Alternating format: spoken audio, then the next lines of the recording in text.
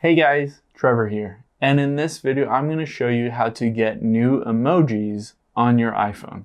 It's pretty quick and easy, so let's jump right in.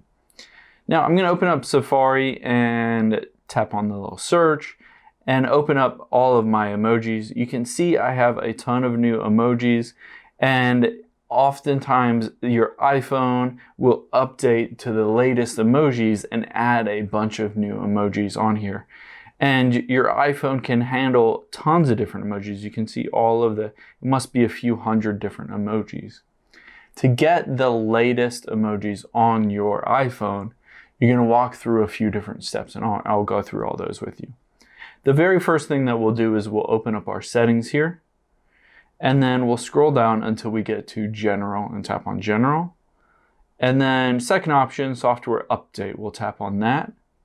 And you can see here, if you have a software update, I recommend that as the very first step.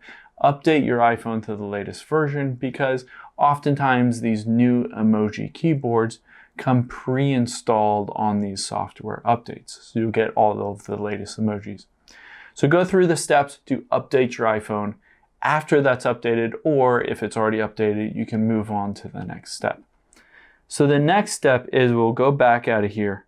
And then you can see towards the bottom there is keyboard. We'll tap on keyboard here. And then at the very top, we'll tap on keyboards again. And we're just going to delete this emoji keyboard and then add it again. So I can swipe to the left here and hit delete and then add new keyboard. And I'll just scroll down until I find the emoji keyboard right there.